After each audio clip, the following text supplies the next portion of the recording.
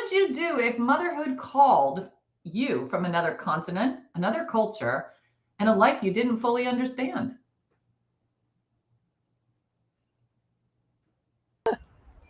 Tanya is Ah! Tanya's the perfect person to tell us all about that. Tanya, welcome. Thank Hey, you Tanya. so much. Hi, ladies. I am so excited for everyone to meet you. We met we met Tanya at a very special place that we talk about fondly pretty often called Finally Friday.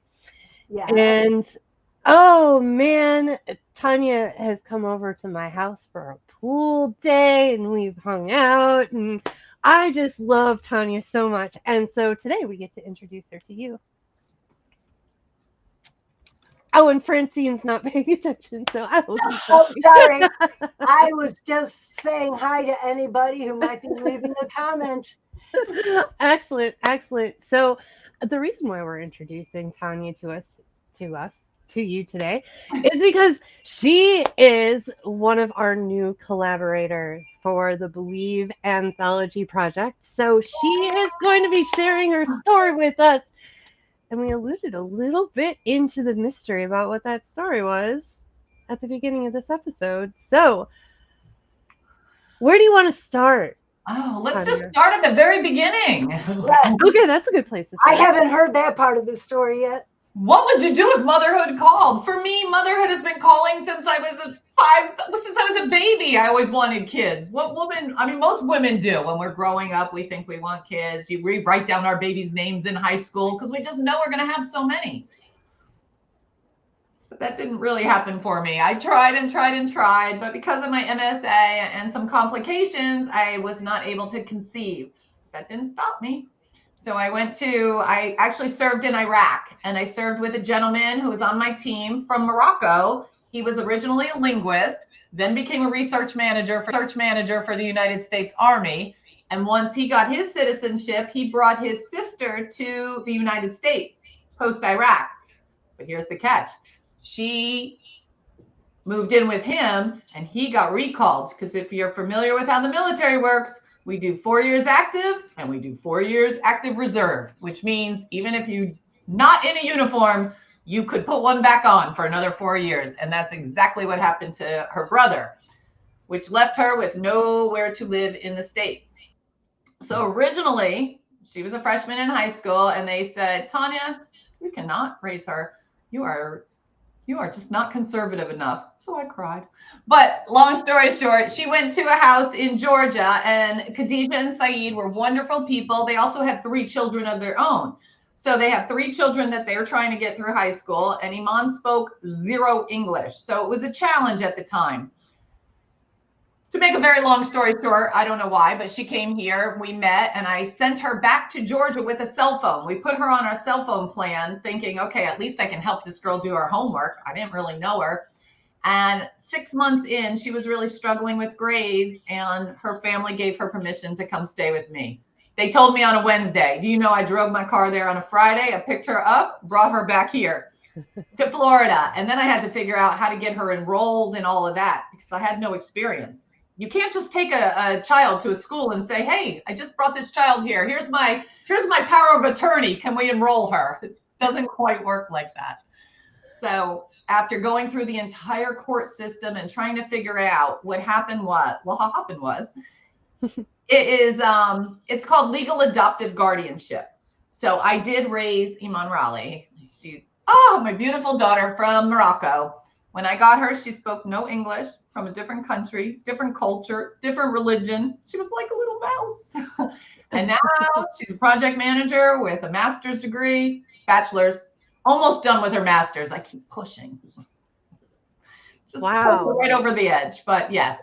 That is the perfect story for the Believe You Can anthology because you believed you could do it, even though you had no idea how. None. I just knew. I just knew I wanted a child, and it wasn't in the cards for me. So since this one was here, I said, I want her. I will take her. And, we joke around a lot, but I will tell you, raising a child from a culture where women don't really have a voice was challenging and rewarding. Because what I will tell you is that my goal and my intention for my daughter was that she had a voice, she had independence, and she could speak for herself. And she does that very well. She's very educated, sometimes a little too mouthy, but all good. And we both learned. And she's getting married in May. I'm on my way to go to her country for the first time. So it's very exciting for both of us. But we had challenges. Doesn't every couple? Doesn't every parent? I mean, I was a single female raising a little girl who believes that men have the final say in everything we do. So That's That is quite a interesting. that's quite a mindset to shift, isn't it? oh, it was, and Francine, I know you work in mindset, and it's the reason I do what I do today, because there were so many instances where it could have gone a different direction, so many. And, we made it through. We really did. And in her culture, in her country, it's not very prevalent for women to go get college degrees and hold corporate positions. I mean, it's just not what they do over there. So, she's one of the first in her family to be college educated and out in the workforce, earning money, paying her own bills. Wait, doesn't she have her own house too? Yes. Yes. My daughter bought her own house at 28. She sure did. Awesome. She's a mover and a shaker, that girl. You'd have never known. She was a little mouse when I first got her. But we did a lot together. I will tell you, I am not the person who believes in just telling your child to go do their homework. Iman and I was the mean mom because I made her do a sport, because I wanted her to integrate. I wanted her to learn collaboration. I wanted her to learn teamwork. You don't learn that if you ostracize yourself. And with her being from a different culture, she was very shy. So I had to push her out. And when you push a child into these activities, my belief is you need to show up too. I didn't force her to run cross country and not stand at the finish line of every meet. I didn't force her to do homework without sitting at the kitchen table till midnight to make sure that she wasn't doing it by herself. So we make an investment in things that matter. And for me, people matter. And now I really can't wait, because audience, this is the icing on the cake. I'm looking for my drumsticks for the Yeah, where's your drum roll. Go ahead. Tanya's daughter is also writing a chapter for the Believe anthology on how, or her viewpoint of what, you have one story, and we're going to get both viewpoints. We're going to get Tanya as the mother and her daughter from her viewpoint of coming to this country, not knowing the language, being pretty much dumped with this woman she barely knew. Right? Can you imagine? Like, how scary would that be for a 14-year-old? It's like, here's somebody, we don't have a relationship with her. The only person I knew was the brother. And that was a working relationship. We served in Iraq together. So it was very challenging and very unique. We didn't always get along, but here's what I will tell you. When you have enough love in your heart and discipline, it will always work out in the end. And I do believe that, because her brother and I had some tumultuous times through the years. I mean, they believe differently than I do, but love is what prevails at the end. We literally, I hope I don't cry. We literally just went on a cruise together for Christmas. And I mean, we're talking people that have really not seen eye to eye. But because we've never gave up on either side, and you have to have that space for personal growth and development without being identical. You learn in diversity. So how are you going to approach this story for 1,200 words? Just curious. Have you thought about that yet? No, I haven't. I really haven't. I thought, because it's such a long story and so we'll take the most impactful points. Obviously, I'm going to write with my daughter. She loves when I sign her up for stuff like this. You'll hear from her. She'll tell you I push, but it's okay. we're excited to do it together. We really are, because there's a lot, you know, it'll weave in and out. We'll see where it takes us. We've done a I lot. can't wait to read it.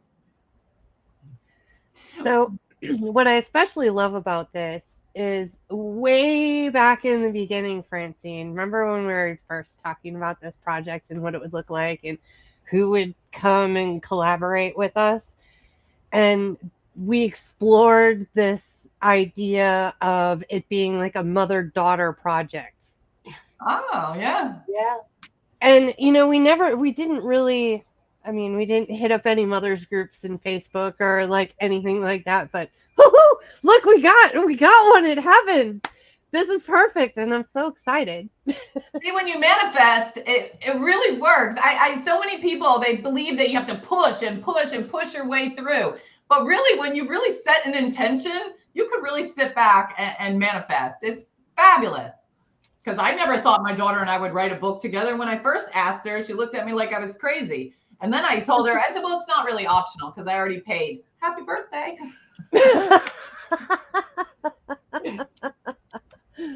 Oh, I'm excited for her to do it also. I think it's a great thing. And she's done really well. I mean, she's put herself out there. She now does Toastmasters with her accent. So say Francine's been a great influence. So we all can't be like Heidi and just show up to a Toastmasters conference and win with a zero practice, zero. Do I sound jealous? You'll That was never probably live that one down. I will never. I talk about it a lot. You do not have to be a good speaker. Call my friend Heidi. She's never been to Toastmasters and she won the competition. So it happens. It's a great story. Do you still have that trophy, Heidi? I sure do. It's I have a desk in my room and I have all my little trinkets from like different vacations and stuff that I've taken, and my grandma's little cedar box where she used to keep her handkerchiefs. And it's kind of like leaned up in the corner behind that box because what happened was my birds kept flying in there and it fell over a couple times, and I was concerned for either their well-being or the well-being of the little trophy thing that Tony made me. So anyway, it's tucked safely behind my grandma's. I don't have a trophy, but I have the picture of me and Heidi with Heidi's trophy. That's the one that I'm talking about because that was the real trophy for me. I mean, the trophy was great. It was a trophy. It looked like a trophy, but how long can you keep that out in your house before other people look at you like, why is this still here? So that's tucked away in a keepsake box. But then Tanya got me this like glass, I don't know. I've seen these given away as trophies before, but it's got a picture of her and me in it with me holding the trophy.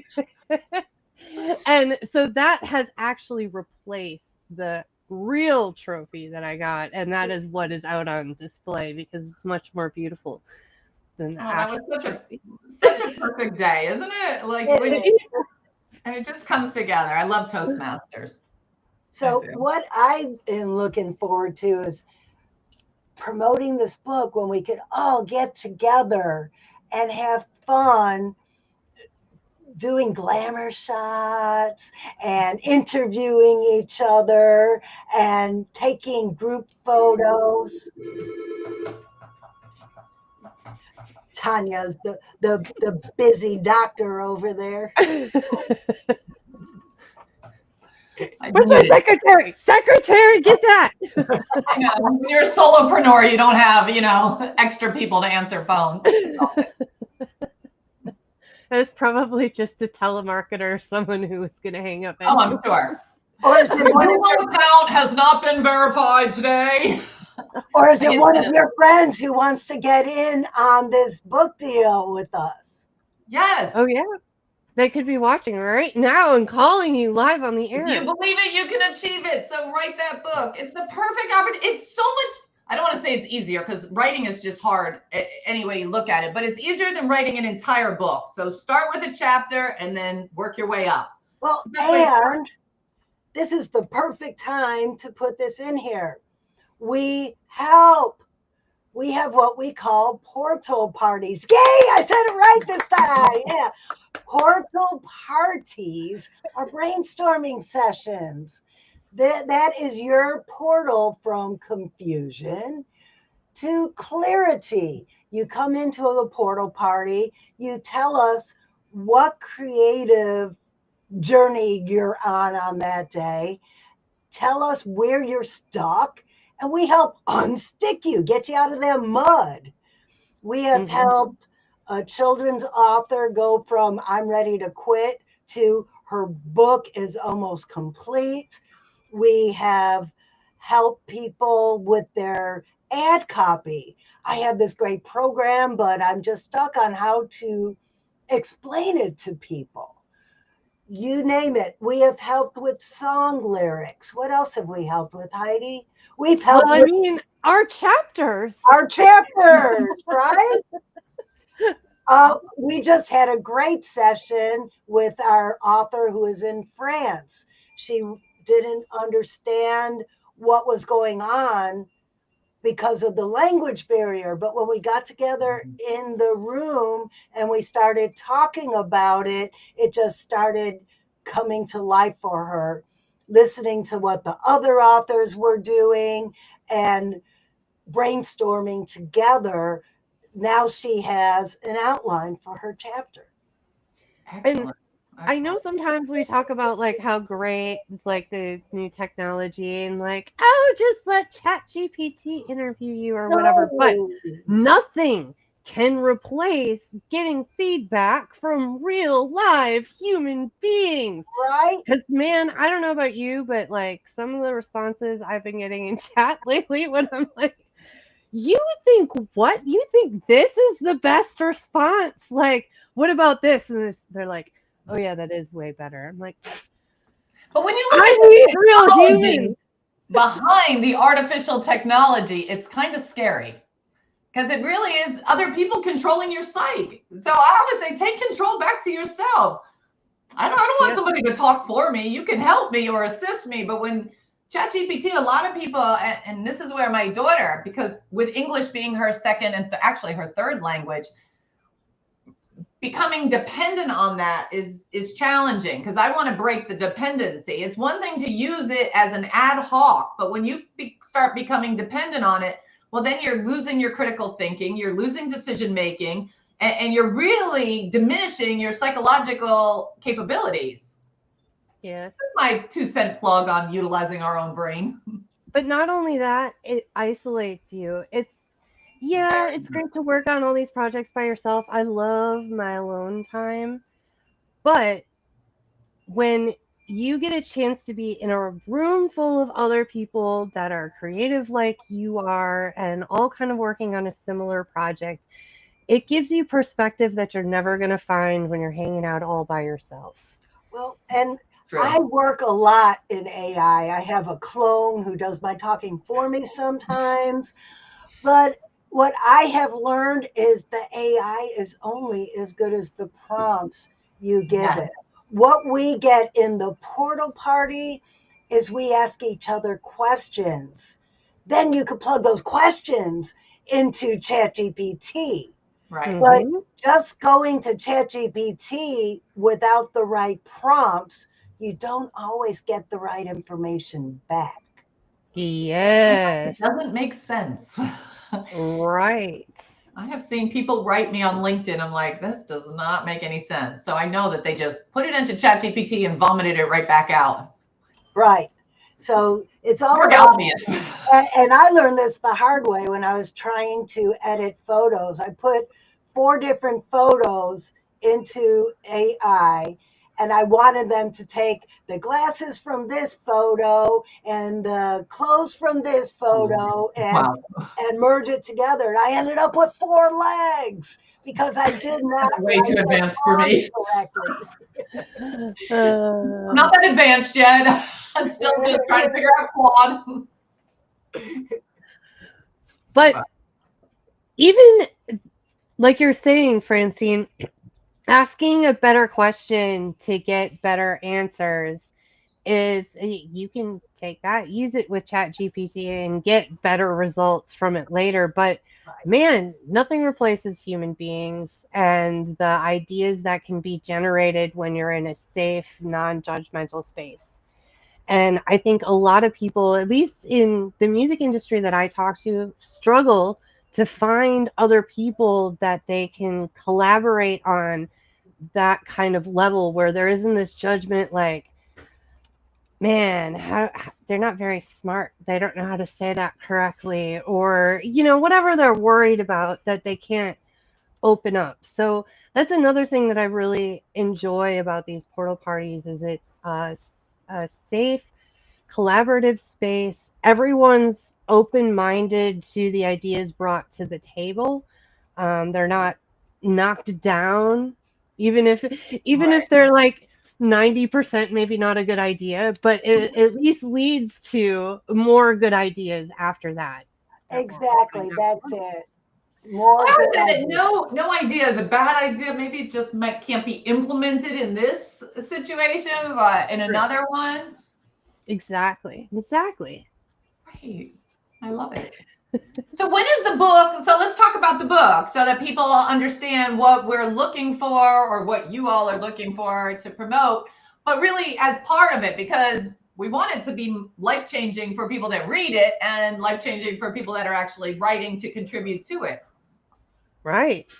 So if you believe So, you can, we want you to be part of the book, right? Yes, we do. yeah. And Believe too. for those of you that are like, is my story going to fit? Are people going to care about my story? So think about any of those times in your life where you were up against something hard, something difficult, something that was a challenge, and you decided that you could do it. And so you did what it took for that particular situation, and it might not have been easy. It might have been easier than you thought it was going to be just because you got started.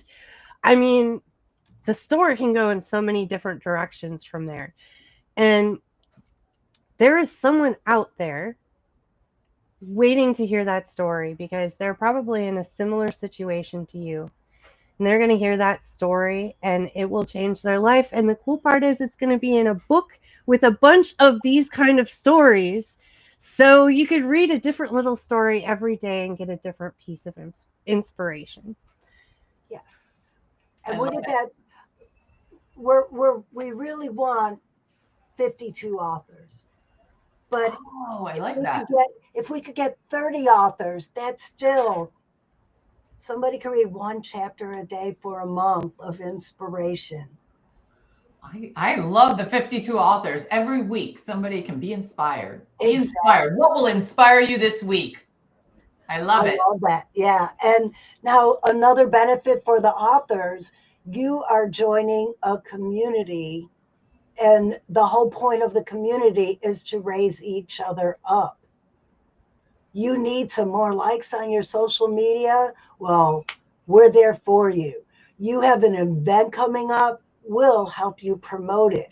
You come on this live stream with us and talk about what you do. So now it's Tanya's turn. Tanya, how could people get in touch with you? Tell them what you do and how they could get in your community. Thank you. I run Consciously Aware. I work as a solopreneur for Consciously Aware, and we are now creating the Aware community to help people raise their conscious awareness. So I just run an Aware program, a 5-month transformational Aware program, and where we connect the mind to the body, because it's not always just the mind and it's not always just the body. It's the combination of the mind and body for total body balance and coherence. So that's really what I do in a nutshell. And I And love it. I love working with people. how could they get in touch with you? www.consciouslyaware.com. That is the easiest way. It's all the information's on my website. I wish I had a bigger social media presence, but in time I will get there. I'm trying. I'm trying more social media, but little by little I'm out there. So I've done mainly word of mouth, and I have a practice here in Wesley Chapel, Florida. And now I'm looking to do more online in the future. So branching out, moving up. We'll see. You're in the perfect place to get your social media up because you're streaming live now, aren't you? Yes. Thank you both. This has been really wonderful. I don't do a lot online. So as I'm moving now and making the shift to more online, I appreciate you both inviting me for my first live on air. I feel so important. There's a big on air right over my head. Right? It really does feel kind of like a studio when you're in No, here. it does. It feels very official. So, And then your daughter really has to come on so we could talk to her too. oh, for sure. Oh yeah, I can make that happen. Push. She calls me the pusher. So I'll push her right on. She's amazing. You'll really enjoy her. Her energy right now is she's getting married, so she's got a lot of energy right now. And it's Ramadan. My daughter's Muslim, so there's another difference. A lot of differences. I will tell you, to be an interesting read. We'll see. I'm sure it will, because Tanya, I've known you for a few years now, and you have never failed to interest me. I don't know if that's good or bad. But no, that day that I walked, well, first seeing your apartment for the first time, and oh my God, the stuff you have an eclectic flavor in your apartment. And then I went in your office and I saw your wall full of degrees and certificates, and that was amazing. But then all of the different modalities you use that help people. I do. And I will tell you, and I appreciate that. So thank you very much. But a lot of that came from not feeling good enough. It's interesting the things that we can accomplish when we feel like we need to shine. I stayed in school because it's the only place I felt like I put in the effort, I got the grade back. You put it into relationships, you could get cheated on. You put it into homework, well, you get good grades. And that was really until I was able to make that mindset shift in my own life. I just kept achieving, looking for something that I really never got from those awards. But what I got was the ability to know that I could. And that was very, very helpful. So I thank you for that. Yes, I do put a lot into other people. Now I'm learning to put into myself. Right? But I appreciate the fact that you feel confident now sharing some of those stories, because these are the conversations I feel like need to be had out in the open a little bit more to make it a little bit more normalized to discuss where our emotions come from and what stories we've been telling ourselves that have led up to this point and how it sabotages us in certain situations, so that it's not a weird thing. You don't need to be fixed. It's just something to be understood. And you're one of those people that feel confident sharing your own personal stories and how you've worked through that. And you have all of these processes that you've learned about that you're able to help people implement, because it's not a easy answer. It's not the same answer for everybody. So you've got a bunch of different solutions to be able to solve a lot of different problems. I always say I like to look at it as, none of us as coaches are fixing other people, but what we're doing is we're offering a bridge for them to fix themselves. I can't change you. I can barely change myself some days, but I sure can work on it. And that's where I ask people. Personal work is the hardest work you'll ever do. It's also the most rewarding work you'll ever do, because you will see your own pivot.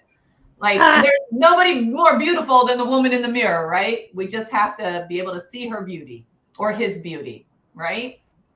Oh, I think that's a perfect note to end this episode on. We see our beauty. Exactly. I always say the best therapy we can all do is mirror therapy. Oh my gosh, that was to infinity for a second. I love it. Beauty to the infinity power. Yes. There you go. All right. So if you can conceive it, you can believe it, and you can achieve it. From the head to the heart to the hands. Yes. Yes. You can. Yeah. Oh, I like that. You ladies are awesome. You're awesome too, Tanya. Woohoo! They All are. right. See, all you guys that showed up out there also commenting, all that. Hey, Deborah, you're awesome too.